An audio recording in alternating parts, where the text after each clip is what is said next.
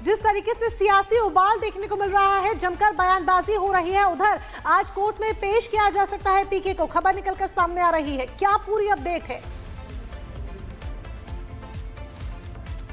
देखिए, मैं अभी गांधी मैदान के पास मौजूद हूं। इसी जगह से पीछे में प्रशांत किशोर को आज सुबह गिरफ्तार किया गया। वो अपने समर्थकों के साथ बैठे हुए थे और समर्थक मतलब उनके जन सुराज पार्टी के कार्यकर्ता थे। छात्र बहुत कम थे, 1, 2, 4, 5 छात्र होंगे ज्यादा से ज्यादा, लेकिन ज्यादातर उनके एम्प्लॉइज जन सुराज के, हम लोग 4 दिन से देख रहे थे, जन सुराज के एम्प्लॉइज या जन सुराज के कार्यकर्ता जो उन्होंने संगठन खड़ा किया है, वही लोग इस धरना प्रदर्शन में थे। और इस विरोध प्रदर्शन और आमरण अनशन के जरिए प्रशांत किशोर बिहार की राजनीति में अपनी पैठ बनाना चाहते हैं, क्योंकि हाल फिलहाल में जो बाई इलेक्शंस हुए थे उसमें वो बुरी तरह एक्सपोज हो चुके थे, क्योंकि उन्होंने ऐलान किया था कि इस बार वो 4 की 4 सीट जीतेंगे और उनको कोई खास जन समर्थन मिला नहीं। तो और इतना ज्यादा धन बल का इस्तेमाल उन्होंने किया है बिहार की राजनीति में, नई बात है। जिस तरीके से साउथ इंडिया और वेस्टर्न इंडिया में पैसे का इस्तेमाल किया जाता है राजनीति में, वो एक नया कल्चर पेश करने की कोशिश कर रहे हैं बिहार में, क्योंकि बिहार अभी भी एक सोबर स्टेट है जहां तक पैसे का उपयोग हो राजनीति में। बहुत कम पैसे में यहाँ चुनाव जीत जाए जाते हैं।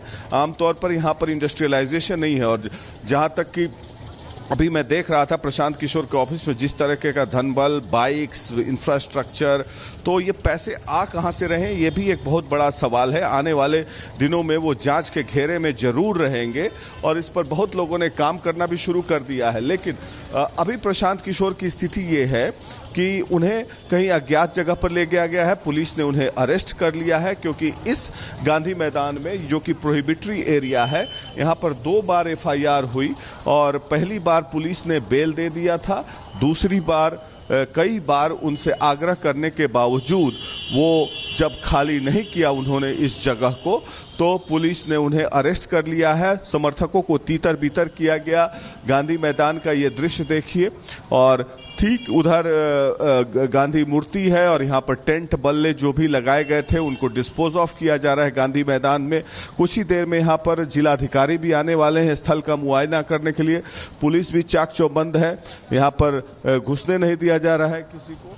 और सबसे बड़ी बात कि अभी उन्हें नौबतपुर की तरफ कहीं अज्ञात थाने में रखा गया है। उसके बाद पुलिस उन्हें कोर्ट में भी प्रस्तुत करेगी। अगर कोर्ट बेल दे देती है तो वो छूट जाएंगे, या नहीं तो उन्हें जेल भी जाना पड़ सकता है। तो ये बात है। और ये सारा विवाद जो है बीपीएससी एग्जाम्स को लेकर हुआ। री एग्जाम की मांग कर रहे थे छात्र संगठन के कई गुट, और उसमें ज्यादातर कोचिंग माफिया भी इन्वॉल्व थे। और कोचिंग माफिया के सह पे ही बिहार पटना के बापू सभागार में, जहां पर एग्जाम हुआ था, 18,000 बच्चों को परीक्षा देने से वंचित करने के लिए सवाल प्रश्न पत्र देर से बांटी गई, जिसके चलते फिर से दोबारा री एग्जाम हुआ। और 5300 बच्चे पिछली बार एग्जाम दिए थे, इस बार 6000 बच्चों ने एग्जाम दिया। इसके पहले भी ऐसी प्रेसिडेंट रही है कि जब भी ऐसी कोई गड़बड़ी आई है ये तो री एग्जाम हुए हैं। और बहरहाल जहां तक हम लोग 4 दिन से कवर कर रहे थे, प्रशांत किशोर के रैली में, ये प्रोटेस्ट में छात्र नदारद थे, ज्यादातर उनके एम्प्लॉइज और जन सुराज के कार्यकर्ता ही दिख रहे थे। Back to you. बिल्कुल, और देखिए ज्यादातर समर्थक दिख रहे थे प्रशांत किशोर को। इसी को लेकर देखिए आज बवाल भी देखने को मिला जब गिरफ्तारी होती है। तो बहरहाल देखिए जन सुराज पार्टी के सूत्रधार यानी कि प्रशांत किशोर, जिन्हें गिरफ्तार कर लिया जाता है, आमरण अनशन पर बैठे थे। लेकिन इसी बीच आज सुबह 4 बजे पुलिस धरनास्थल पर पहुंचती है। प्रशांत किशोर को हिरासत में लिया जाता है। एम्स पुलिस लेकर पहुंचती है, जहां पर उनका चेकअप होता है और इसके बाद गिरफ्तारी कर ली जाती है। आज कैसे पुलिस का एक्शन देखने को मिला है, आपको पुलिस की हर एक्शन से जुड़ी रिपोर्ट दिखाते हैं।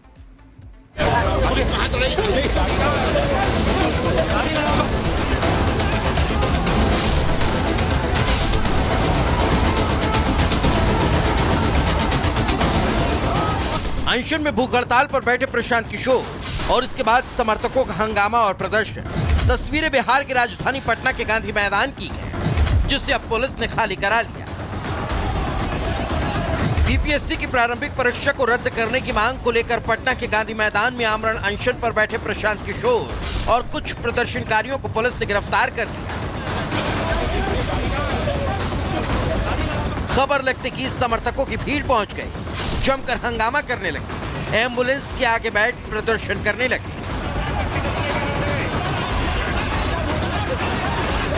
प्रशांत किशोर के समर्थकों का आरोप है, पुलिस जिस वक्त उन्हें गिरफ्त में लेने पहुंची, वहां मौजूद समर्थकों ने प्रशांत किशोर को चारों तरफ से घेर लिया और वहीं पर लेट गए। पुलिस से उन्हें न ले जाने की गुहार लगाने लगे।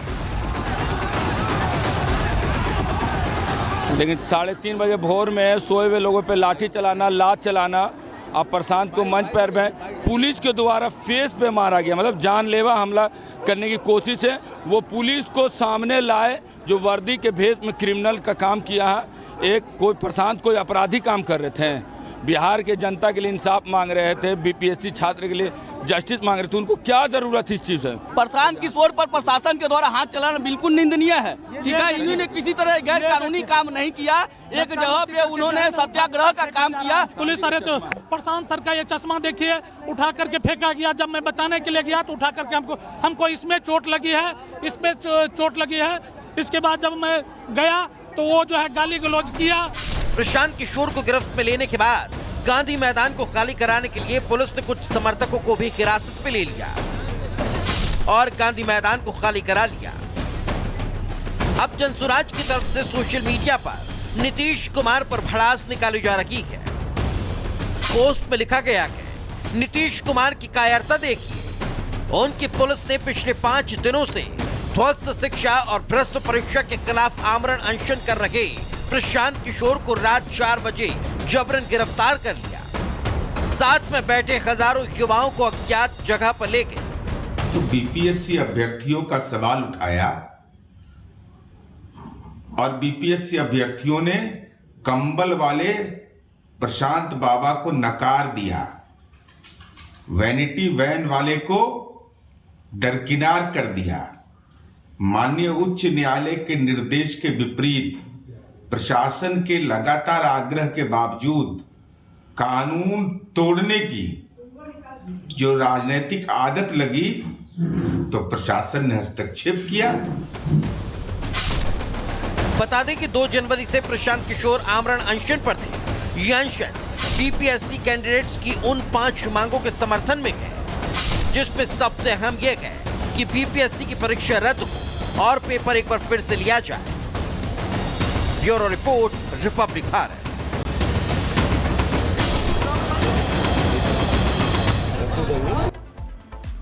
दिल्ली में बजेगी चुनावी रणभेरी। जी हां, दिल्ली विधानसभा चुनाव का शंखनाद हो चुका है और इस बीच ये उम्मीद जताई जा रही है कि आज या कल चुनावों की तारीख का ऐलान संभव।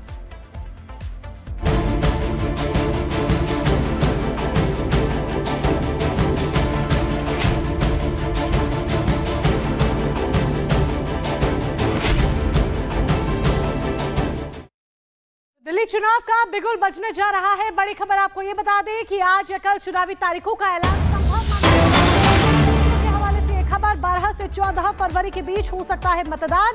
17 फरवरी तक वोटों की गिनती संभव है।